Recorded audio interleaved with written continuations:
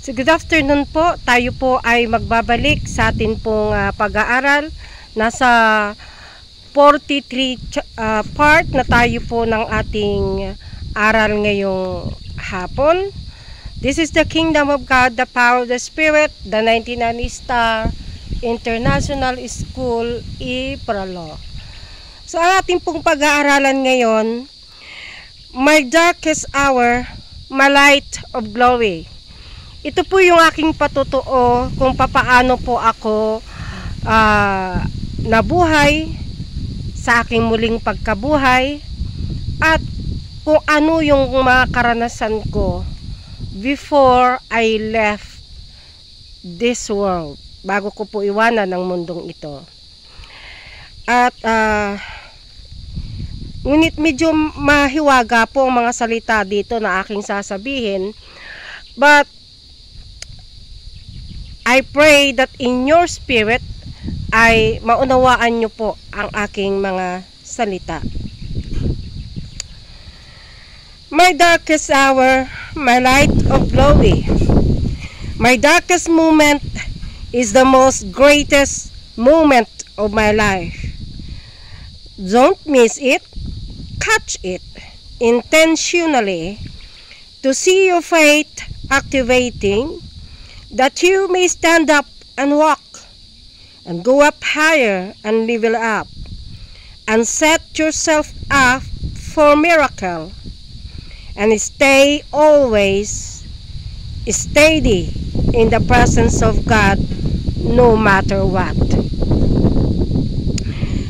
The revival of my heart and soul is the prayer of my heart, that you may also receive the revival of your own. Is the revival of my mind, and gently empower the garden of my mind. And I pray that you will have also the revival of your mind. Unlock the power of access, down on your knees, and experience the greatest power of the Spirit inside you. And while lying helpless, and I cannot move anymore, I cannot speak anymore, I cannot open my mouth and move my fingers anymore, I am totally frozen, and my life, my breath is fading away.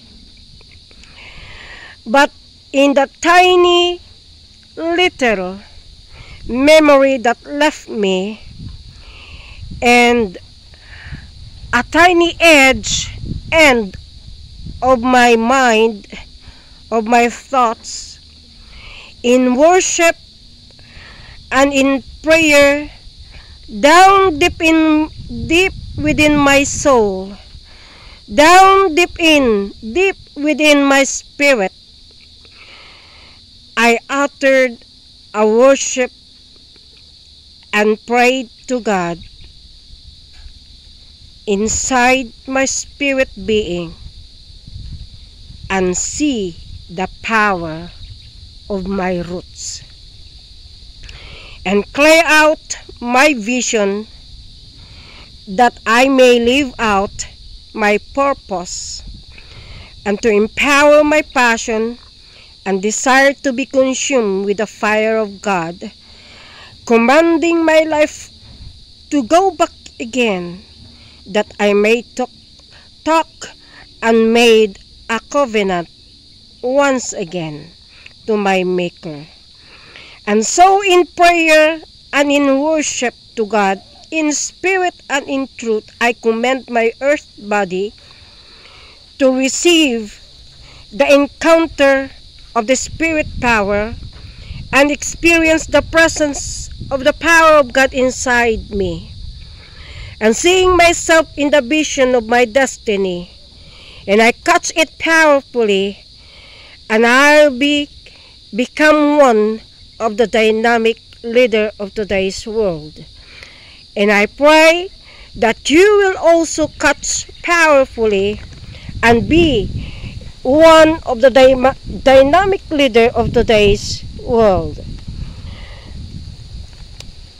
Only troubles hit me, and so I am extracted and poured out on my own.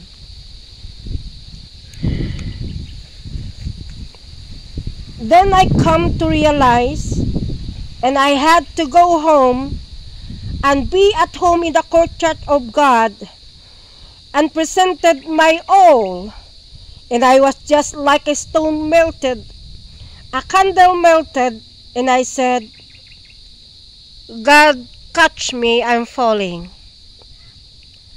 My breath is taking me away completely. That's what I have uttered on my last breath.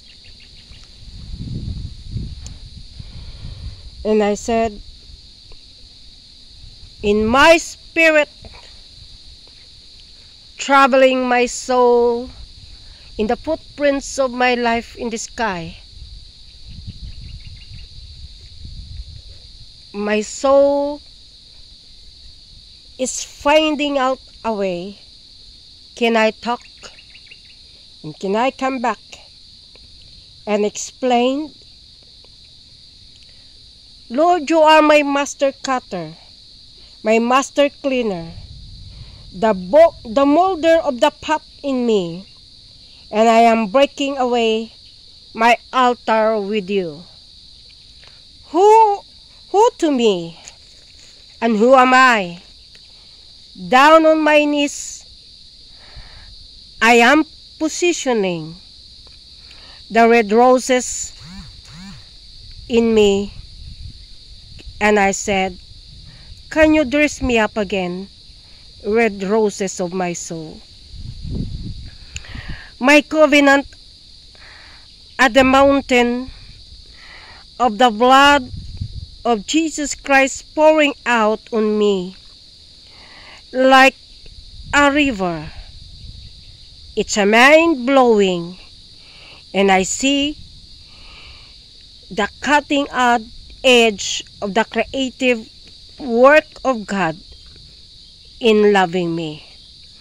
The art of loving my soul in the footprints of my spirit in the sky made me live in the midst and in the end of my darkest hour. The Holy Spirit consumed me in the mountain encounter, and I was extracted and poured out, pouring out everything in me in the mountain of my old oak tree, of my vision, the journey, the destiny of my end.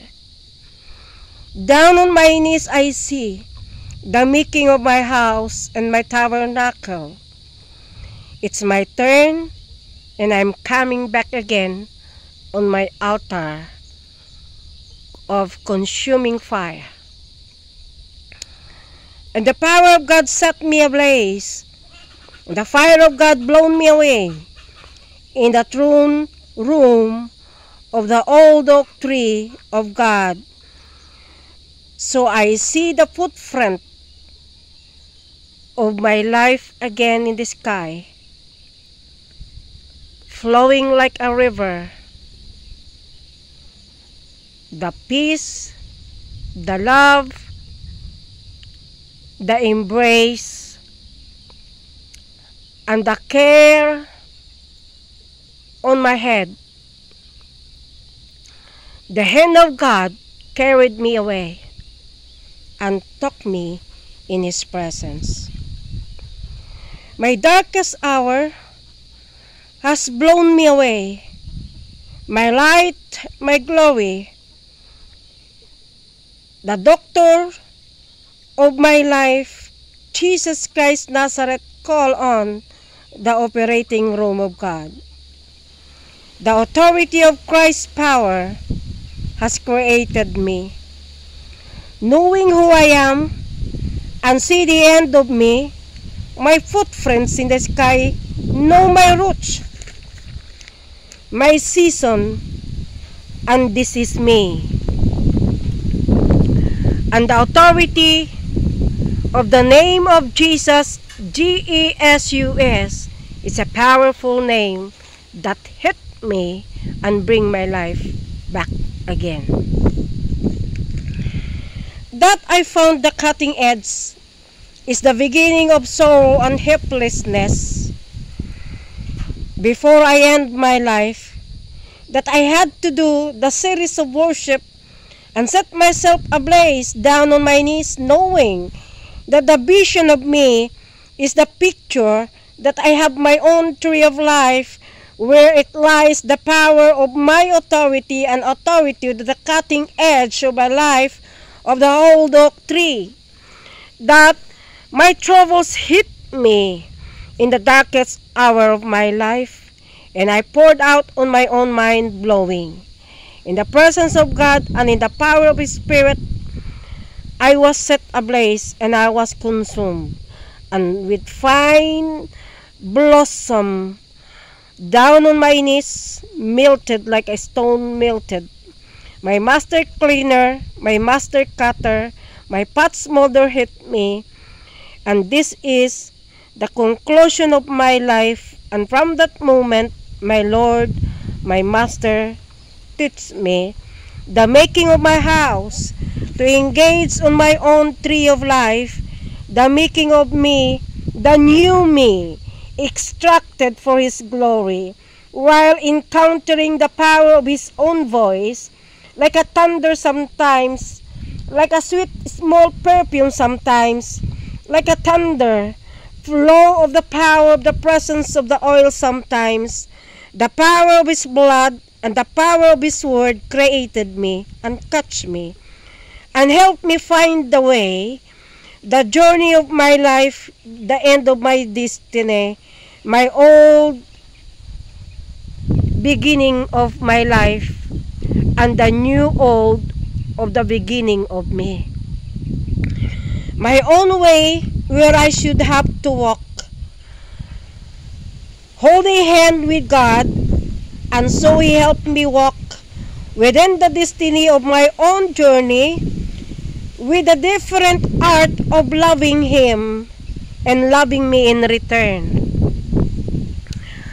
And that's the way I have created the end of me and the new of me.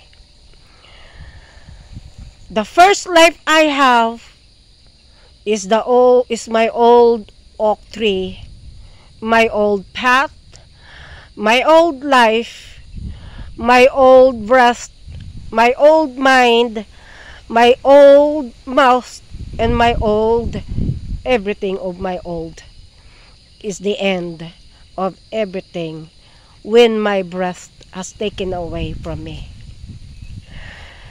And when God, Jesus, the name Jesus, hit me powerfully inside my inner being, His name was blown away my spirit and bring me back again to life.